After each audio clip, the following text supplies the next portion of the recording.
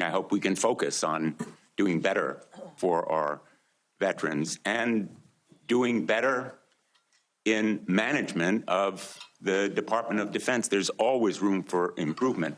I think what we need in that position is not just better, but the best in financial management, because those decisions are life and death decisions affecting the 3.4 million Americans who serve our national security and our national defense and put their lives on the line. I want to talk about financial mismanagement at the two organizations that you headed, which are the only test of your financial management that we have before this committee, the Veterans for Freedom and Concerned Veterans for America. You took over the Veterans for Freedom in 2007.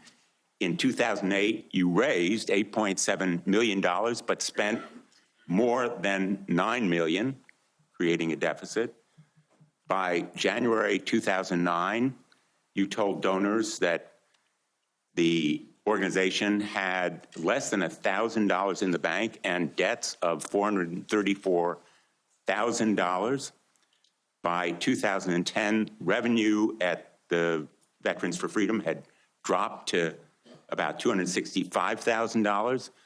In the next year, it had dropped further to $22,000. You don't dispute these numbers, do you? Senator, I'm extremely proud of the work me and my fellow vets did at Vets for Freedom. A bunch of young vets with no political experience, a small group working hard every single day. We raised donor funds. And we have letters submitted for the record from almost everyone that worked with me every single day, including our chief operating officer, who will attest that every dollar we raised was used intentionally toward the execution of our mission, which is supporting the warfighters, exactly why we're here today, the warfighters in the Iraq surge. There was a campaign in 2008, Senator. It was Barack Obama versus John McCain. Ask you another we believe question, John McCain would be the right person to win, and so we spent the tax more. returns from that organization. I'm glad they're for the record. I'm going to ask to be entered into the record, Mr. Chairman. Without objection. These tax returns are yours. They have your signature.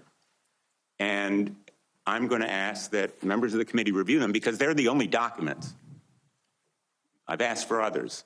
I've asked for the FBI report that would presumably document, it should have documented, this kind of financial mismanagement. And these are the 990s from that organization. By the year of 2011, donors had become so dissatisfied with that mismanagement, they, in effect, ousted you. They merged that organization with Military Families United, and thereafter, you joined a second organization as executive director. In between, Senator, I went to Harvard University I want to ask for 2 years and Afghanistan. I want to ask you questions about Concerned Veterans for America.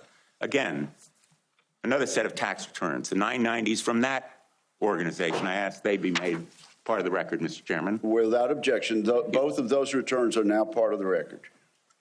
2011 to 2016.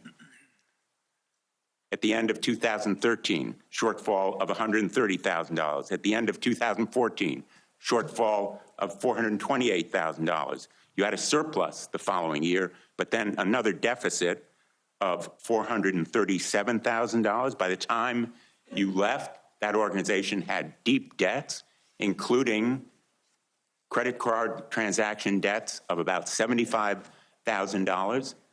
That isn't the kind of fiscal management we want at the Department of Defense. We can't tolerate it at the Department of Defense. That's an organization with a budget of $850 billion. Not 10 or 15 million, which was the case at those two organizations. And it has command responsibility for 3.4 million Americans. The highest number that you managed in those two organizations was maybe 50 people. Let me ask you, how many men and women now serve in the United States Army? What is Sen's strength?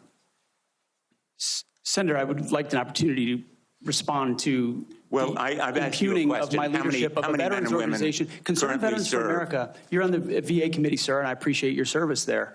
The VA Accountability Act and the Mission Act were all brainchilds of Concerned Veterans for America. We used our donor money very intentionally and focused to create policy that bettered the lives of veterans. Mr. Hegseth, I'm asking you a very simple question. How many men and women currently serve in the United States Army? Senator, the United States Army, 450,000 on active duty, sir. And how many in the Navy? And the Navy is 425, sir. Well, it's 337 this year. How many in the Marine Corps? 175,000, sir. 172,300. Those numbers dwarf any experience you had by many multiples. I don't believe that you can tell this committee or the people of America that you are qualified to lead them. I would support you as the spokesperson for the Pentagon. I don't dispute your communication skills, but I believe that we are entitled to the facts here. I've asked for more documents. I assume you'd be willing to submit to an expanded FBI background check that interviews your colleagues, accountants, ex-wives, former spouses, sexual assault survivors, and others, and enable them to come forward. Senator, I'm not in charge of FBI background checks. But you would submit to it and support it. I'm not in charge of FBI background checks. Thank you, Senator Blumenthal. I at this point, want to submit a letter from Captain Wade Zirkle, the founder of Vets for Freedom and the person who hired Pete Hegseth to run the organization. Although the 2008 financial crisis dried up fundraising for nonprofits, Captain Zirkle says, and I quote, "Pete responded to this crisis with decisive action by reducing staff and renegotiating all debts with creditors until they were fairly resolved, an impressive feat and a testament to Pete's character." Pete departed VFF in 2010 to take on a new role with Concerned Veterans for America. Pete departed on good terms. Without objection, that will be added to the record.